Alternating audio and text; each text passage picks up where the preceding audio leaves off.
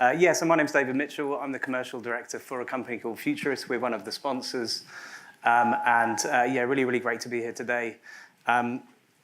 Just a few words about Futurist to get started. For those that don't know, Futurist is a consultancy of about 550 people at last count. We do a lot of work in the financial services space with companies like Nordea, Moneycorp and Allianz. But broadly speaking, what we do is three things. We build and scale digital services, typically handling quite a lot of legacy in the process. We do the innovation piece. That's really about conceiving and launching new digital product services and businesses, typically for quite big companies. And increasingly what we do is this culture change piece. This is really about helping companies build the culture, capability, mindset, ways of working needed to really speed up innovation and make innovation more sustainable, which we know is pretty hard. So that's enough about Futurists. Today we're launching the Future Talks, which is essentially a series of talks where we pick the brains of really, really experienced people that we've either worked with or kind of exist in our network.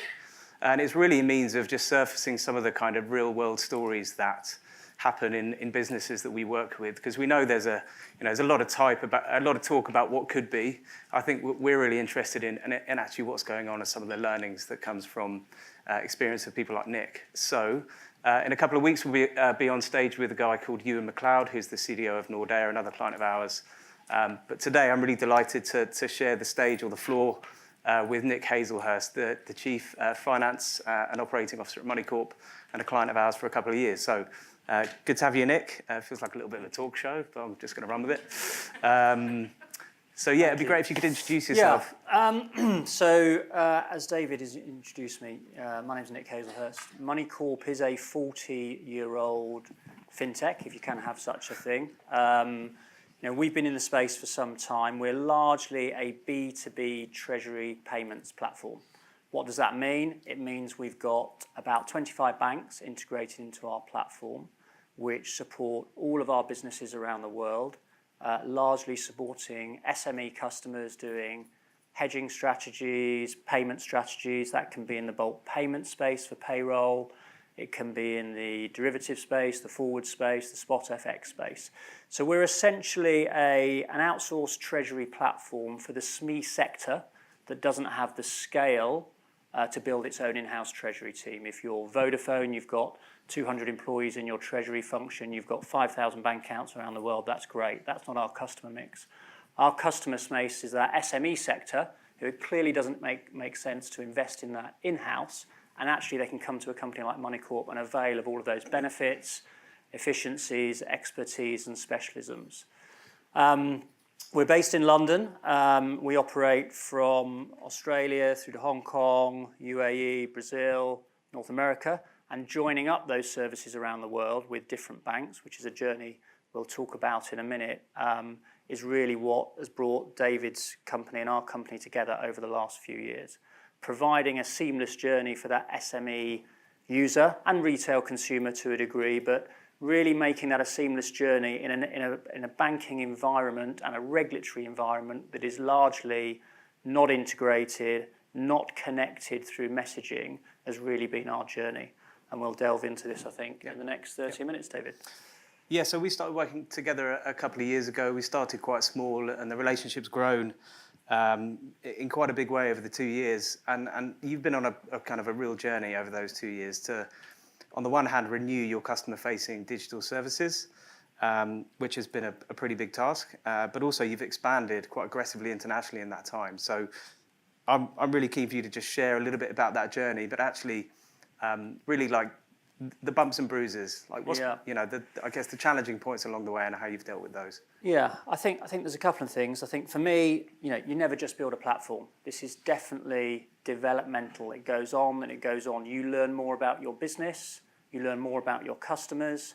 Customers learn more about the services they want. So this is definitely an evolution. And we've moved from 10 years ago being build a platform, launch it in a market, let's move on to the next market, to really becoming a lot more agile, moving into some of the features and functions and ways of working that companies like Futurist have brought to us. And that's critical because the space is moving more rapidly. That said, behind the scenes, the integration into the the 25 big investment banks that we work with is really hard work. And our job has been really to try and eradicate the manual steps in that process, digitalize the back office, so the SMEs who are integrating to us, and some integrate to us via APIs, some integrate to us just via our online platform, some want to use an app, all of those different ways of working. Some still want to speak to us on the phone, which is fine as well. The challenge is to make sure all of those customer-facing UIs and ways of working aren't held up by all the complexity that's in the back end. And it is complicated in the back end because regulators are inconsistent around the world, and that makes it challenging to create a unique and clean customer journey. So whether you're delivering local currency into China or local currency into Brazil, to try and build that in a consistent journey is a pretty technical challenge and hard work. And some of those things are moving slightly to a common agenda, but they're still way off. I mean, interestingly for us, I think the GDPR piece in the UK and Europe has been great in getting a level of consistency around that space. And it's interesting to see the US now sort of largely indicating last week that they'll be moving pretty much towards the UK GDPR. So that enables you to have a lot more commonality to your platform. But yeah, the bruises and the bumps for us have definitely been integrating with different regulators and different banks and trying to really make that a smooth journey. You can't always achieve it, but there's a lot you can do in the back end. Okay, so just moving on to, I guess, more customer experience related topics, because that's obviously what everyone's here for. While many financial services organisations are moving towards digital touch points and digitising the various different elements of their customer experience, Moneycorp's held on quite tightly to its roots of providing really quite human-based interactions and services. So just tell us a little bit why that's important for Moneycorp. Yeah, I mean, I think, cross-border international banking, whatever you want to call it, is quite a specialist subject.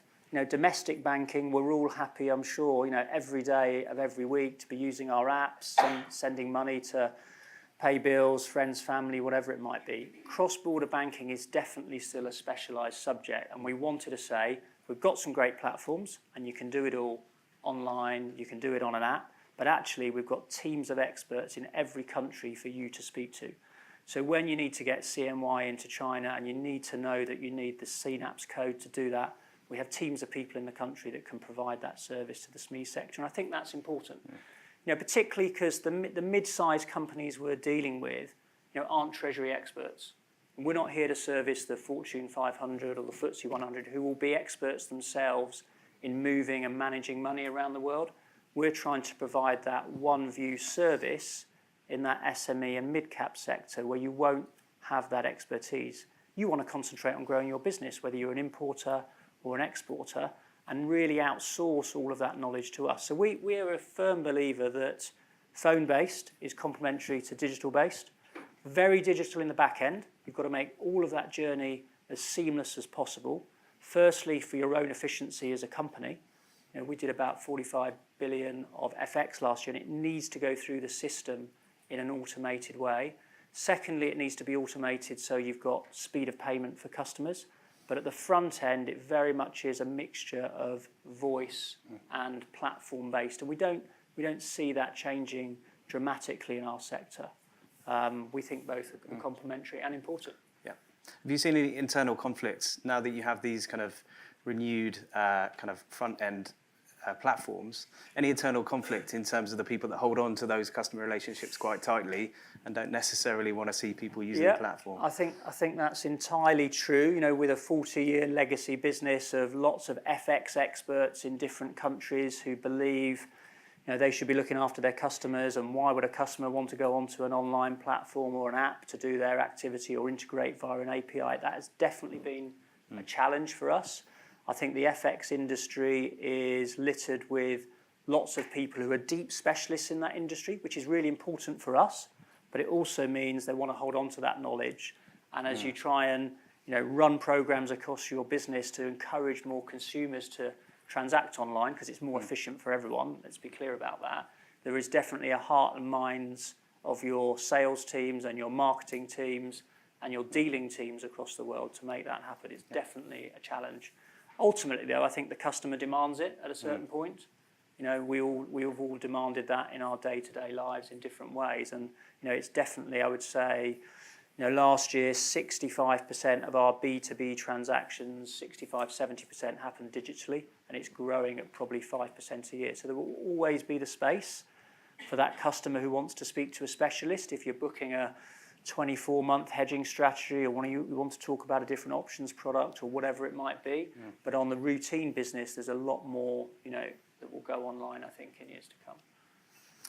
Okay, so I mean, in terms of that internal friction, how do you actually deal with that and shift from a mindset where people may be thinking, I guess, about their own roles, responsibilities, targets, to really thinking about the customer and really kind of cultivating that customer-centric mindset in the whole organisation? Yeah, I mean, I think for us that comes right from the top. It comes from investment in the right people, leading the product functions, leading the marketing functions, leading the leading functions. It comes from harnessing the knowledge that all of those individuals have got in the business to say, how can we create a superior, more sophisticated customer journey online? And when you get them engaged in doing that, they can actually see the benefits themselves of moving customers and moving transactions online. When you say it comes from the top, like concretely, what does that look like at Moneycorp? Well, for us, I think over the last 2 years, it's just been an enormous investment in development resource, whether that's design, engineering, QA. We have been on a very different investment strategy over the last 2 years. We've carried on being aggressive internationally. We've done, I think, 4 acquisitions in the last few years internationally, but at the same time, in the core business, we've invested significantly, and the business has seen how those sophisticated products can bring on a new breed of customer. And one of the big growth sectors is, which will be no surprise to anyone in the room, is the e-market retail space. 10 years ago, 15 years ago, if you were an SME and you wanted to sell your goods in Germany, in France, in the US, in South Korea, that was a long slog. With the kind of explosion of e-marketplaces, Amazon being the obvious, but there are many others in many different countries, the ability for exporters, retailers, sellers of all different kinds to actually sell their product globally has exploded. Now, obviously, what comes with that is how do you efficiently move money, manage foreign exchange risk, collect funds, and actually that's a sector that has embraced digital sort of transformation straight away because it has known nothing else. Whereas you've clearly still got a whole sector of experienced treasurers and finance directors who actually want to speak to someone. So I think that the industry moving in that way has actually helped it move along. Okay, good stuff. Okay, so I guess it's my personal view that the financial services sector is lagging behind some sectors from a customer experience perspective. But I'm curious to understand. You've worked in finance roles, but in a number of different industries. Is that your view? And also, why do you think that might be, if it is? I mean, I think it's no surprise that in virtually every country there are 5 big banks or so that dominate the financial services industry. And I think that's, it is a scale game. The regulations are complex. The investments in technology is complex. You can't go into building a financial services business half-heartedly. It's not something you can do in 3 months, 6 months, 9 months. So from a legacy perspective, there are some brilliant investment banks, brilliant banking franchises in all the countries we operate who are incredibly successful. I think on top of that, because they are so big and because their technology is quite often so vast, it's been hard for them in niche products to develop things that are truly customer-centric. Now, as I said earlier, we've got 25 banks on our platform, all the big investment banks that you'd recognise, American ones, French ones, German ones, British ones, Australian ones, and they're all keen to be on that platform and share in our journey. They see it as complementary. So I think that partnership approach in financial services has definitely developed. We play in a really small niche that is only relevant to certain consumers, certain businesses. And if you're a mainstream bank, your core market will be your domestic market. We're never going to compete with, I don't know who's in the room, but we're never going to compete with RBS at moving sterling around the UK. They're brilliant at it. They're incredibly efficient. Trillions of pounds moved per minute. For an SME, who needs to get CMY into China to pay his factory on time, the right amount without lifting charges, actually, we're probably going to offer a better experience than your local branch of, a big UK investment bank. And I think that's where the two industries, fintechs and the big banks will work in partnership. I think it's really hard for that investment bank that's got a massive customers across a massive industry sectors to be as specialised and as niche at that, because even though perhaps we could argue there's 2 or 3 big investment banks out there who are still truly global, even those banks struggle to join the countries together because of different legal entities with different regulations, and you as a SME need to be onboarded by our entity in China, or you need to be onboarded by our entity in South Korea. So we play that middleman at trying to join that journey up and provide that outsourced platform. But I think it's, in terms of comparisons between financial services and other industries that have been quicker, to uptake new technologies, really kind of advance their customer experience across different channels. What holds it up? I think regulation holds it up to a degree, because you've got lots of local regulation. I think the integration into the different pipes around the world for moving money holds it up.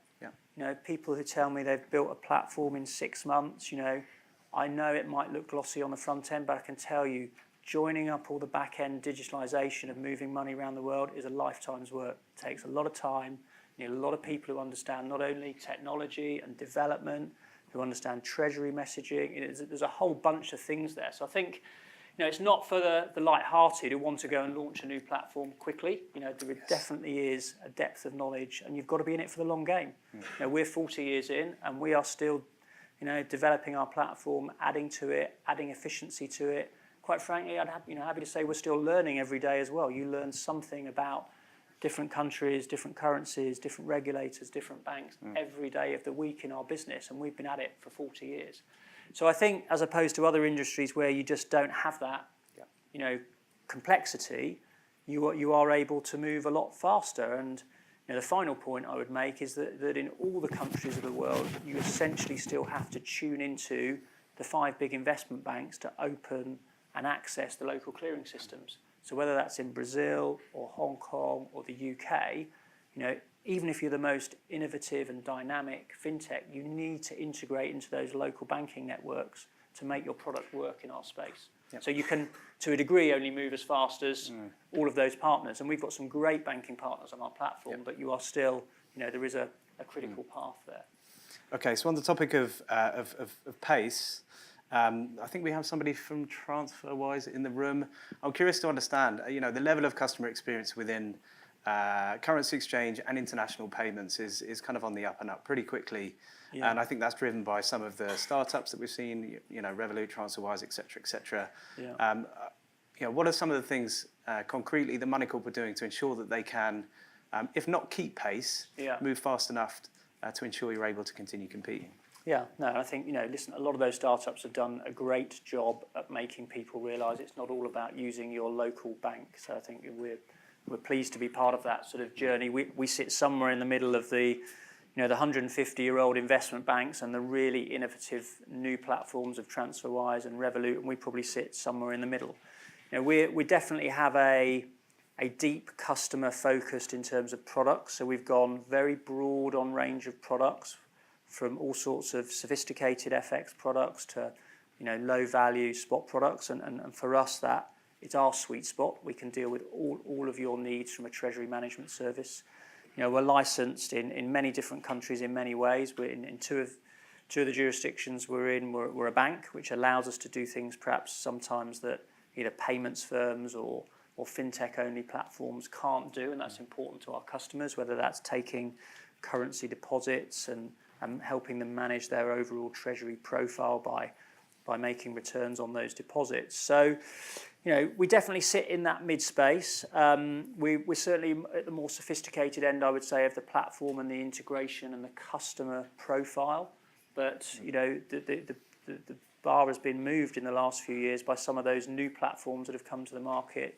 Monzo's out there as well, and there's a few others who've really come into the space, particularly on a transactional point-to-point perspective, and change people's minds to realise you don't need to walk down to your local branch of your domestic bank to make those international payments. But we're probably at a slightly different area, but it's been good for the industry in general, I would say.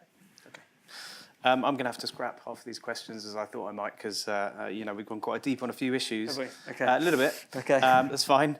I guess other than startups that are potentially consider disrupting or perhaps not? I guess for a mid-tier player like you, what are some of the other major, I guess, challenges that you face really in the next 6 to 12 months? You can talk about Brexit if you like, but feel free not to as well. Yeah. I mean, I think the pace of regulatory change has picked up over the last few years. I mean, you possibly touched on it this morning. This year in the UK, we've been hit with MiFID II, PSD2, GDPR. We've got similar convergence going on around the world. So in a way, this is great, but actually it takes away a lot of your resource and energy and investment into some of the things you would rather be doing. Yeah. The average man in the street, isn't probably a fan of MiFID II or PSD2. GDPR maybe a little bit more so, as we've all seen the industry of GDPR chasing consumers now growing rapidly. So I think regulation definitely is tough, and it's not converging around the world, and we're about, from a UK's perspective, to put ourselves out there on an island and be even different. And for anyone who's in the UK, we've all got a big project to do over the next, it could be 5 months or it could be 18 months, about dislocating ourselves from the EU financial service passporting regime and everything that will bring. So that's the first thing that's sucking up, I think, a lot of time and energy. I think from a customer perspective, whatever forecast you look at and trajectory you look at in whatever country, despite the current language from some politicians around the world, we will all continue doing more cross-border trade, more cross-border activity in the next 5 to 10 years. So whether that's a forecast in Brazil or the US or the UK, the trends of us all doing more globally as businesses, I'm a firm believer, are set to stay. The trends of us as individuals continuing to probably travel more than our parents are set to stay. And the example of a whole bunch of nations trying to do one currency to make life really simple and easy for goods and services to move, I would say, isn't going to be replicated around the world again after the trial of the euro.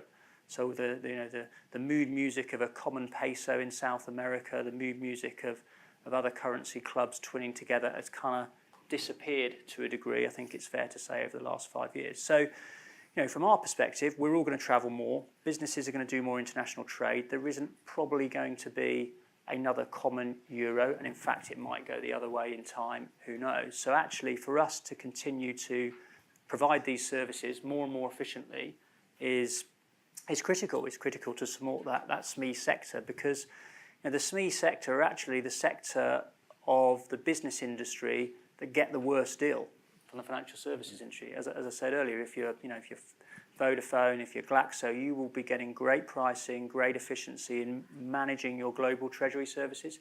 Ironically, you don't get that in the mid-cap and SME sector, the sector that's really trying to, from a UK perspective, drive exports, and from many other countries, join up businesses across the world. So that's our sweet spot. We're going to stay very true to it.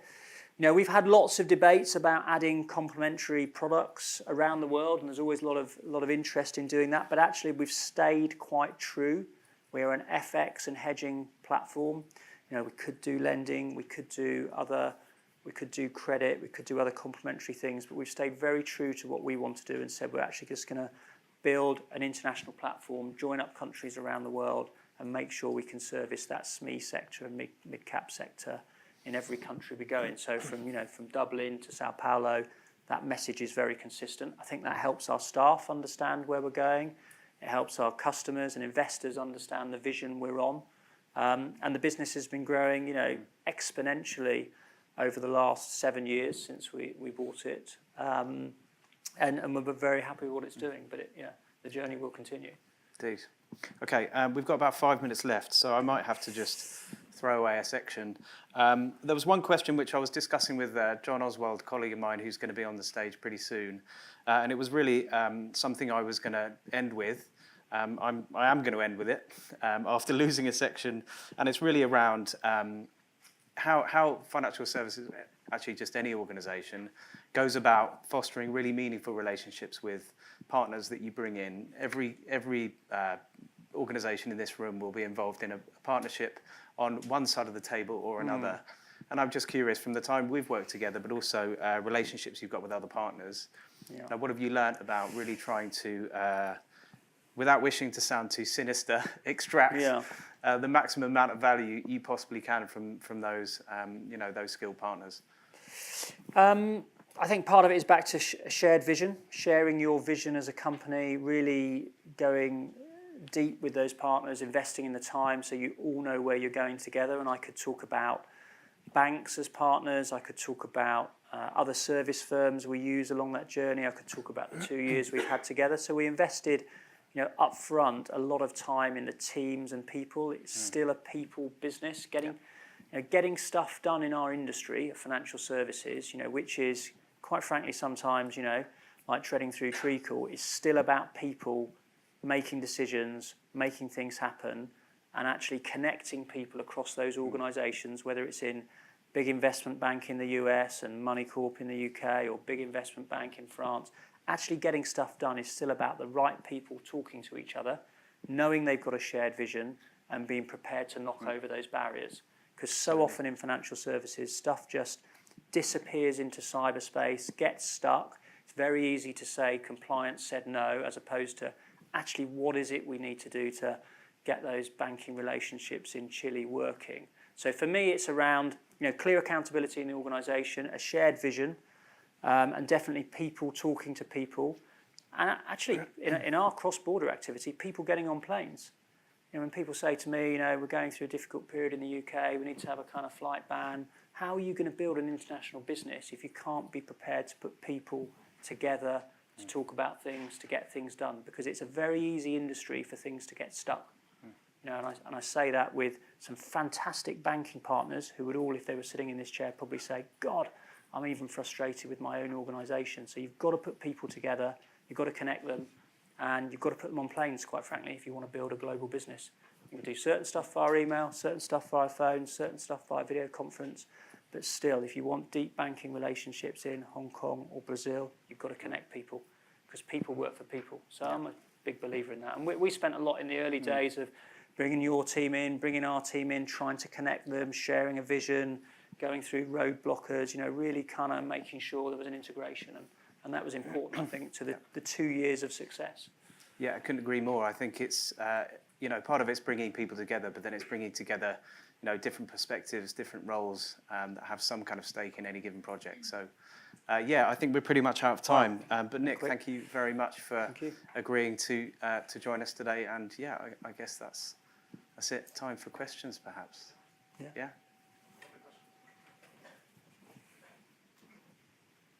No, good. Very good. You've asked them all. Yeah. Okay, thanks very much. Thank you.